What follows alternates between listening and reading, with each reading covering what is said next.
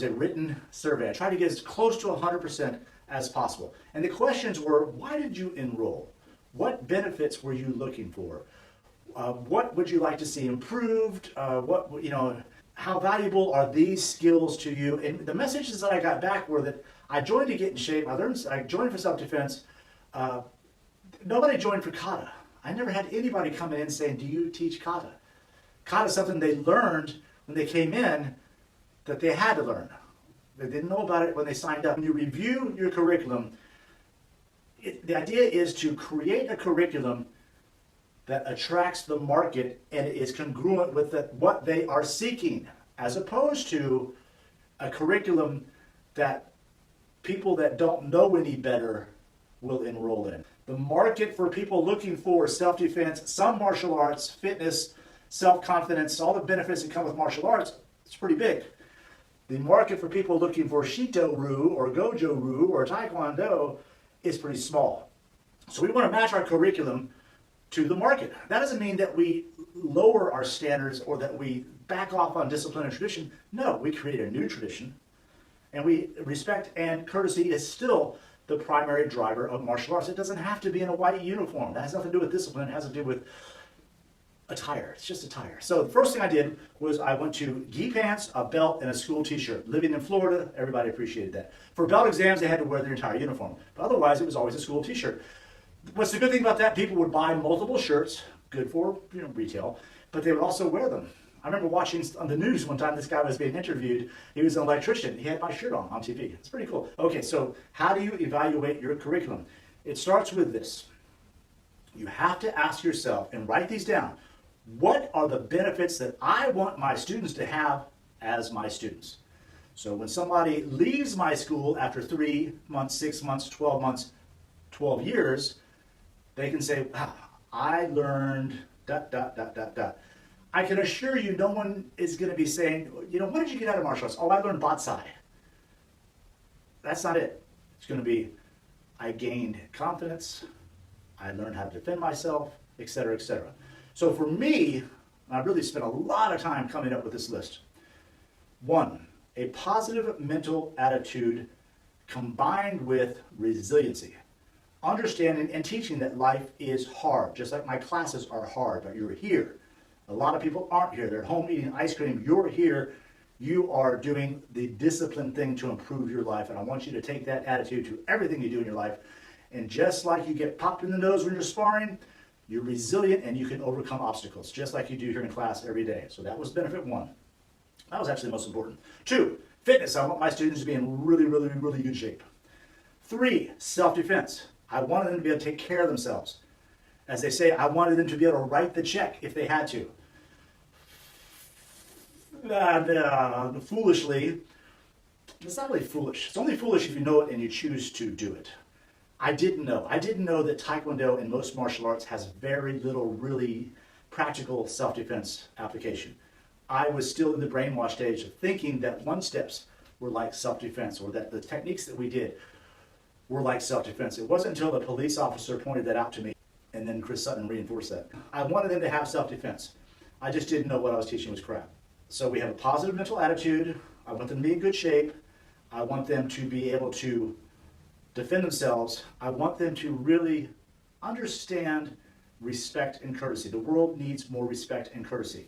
Everybody starts the day with a quiver of darts, and these are stress darts. And as the day goes by, you can be rude to people, and you're just adding to their stress. You're throwing little darts into them. Or over here, you have something that you can reach over and pull those stress darts out of that person for the day. You could do that with a smile. You could do that by opening the door. You could do that by saying thank you very much.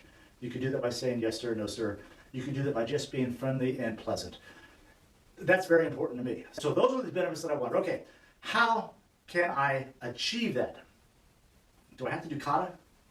Nope. Do I have to wear a white uniform? Nope. Do I have to use Korean terminology? Nope. What do I have to do? Teach those benefits through a curriculum that works. And this was the origins that eventually became Empower Boxing and Empower Kickboxing. So rather than a traditional form, we did fighting forms or sequences where you'd step in, bang, bang, bang. You know in Kata how down block left, punch right, punch right, a down block right, punch left. So it's ambidextrous motion. That's easy to do. I just created sequences, finding combinations, and then I would turn the other way. They do the same exact combination this way. Then I turn this way, left leg forward, combination. Then I turn this way, same exact, but it would be on the other side. Turn this way, do a third combination, come back to the center, do that same third combination, but on the other side. So you get that ambidextrous motion, but it's not techniques that you want to erase from their sparring.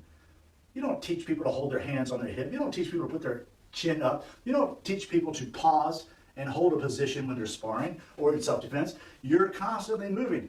So I made forms that reflected our sparring skills. Wow, was that a huge hit? Huge hit. Did I say huge? H-O-O-G-E, huge.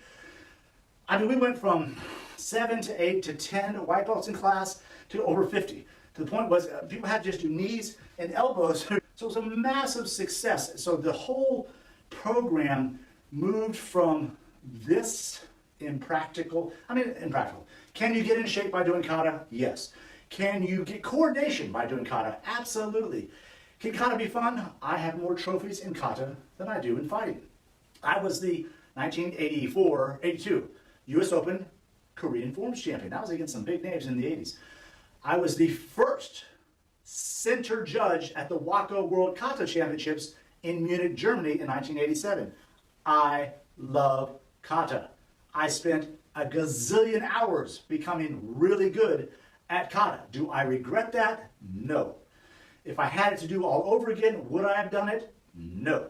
Because that time could have been spent really refining what matters. So I had to debrief. It is pure brainwashing. And I'm going to finish with this. The reason that you are so emotionally connected to these traditional techniques is because you learned them at a time in your life where they became like you were so dehydrated and thirsty. This was the big jug of water that you were given. It gave you life. You were probably intimidated as a kid, bullied as a kid. You felt powerless. You felt out of control. You had no control of your life. Then somehow you connect with this martial arts school, and within 6 months you're throwing skills pretty cool, and you're following the curriculum, and by the time you're a brown belt, they're starting to call you Mr. or Miss or Mrs. So now people are showing you respect you've never experienced before. It doesn't matter that it was Kempo, Wing Chun, Shotokan, Taekwondo. It makes no difference. Because we didn't seek out the school because of its style. I know you didn't. You went to the school that was closest and most affordable and that you liked. And whatever style they taught became the best style in the world to you. Because in that moment it really was. And that was certainly the case with me. I knew from my first night in class, I was going to do this for the rest of my life. And that was February 12th, 1974. However, in my constant and never-ending search for truth in the martial arts business, I started to realize in the late 80s and early 90s, I saw a series of videos by a psychologist named Dr. John Bradshaw, and you'll see his stuff. And it's all about the family dynamics and all, but he talked about how this happens. And it struck me, and since then I've discussed this with everybody from Joe Lewis and Bill Wallace all the way down, all of the psychologists involved in the MATA certification program. I discussed it with all those psychologists. They all echoed exactly that. And it's all summed up in the book Sports in America, but the quote is this, and I thought this really applied in many ways to martial arts. Little League Baseball doesn't build character. It just eliminates the weak ones. That, my friends, is the martial arts program that most of us came up in.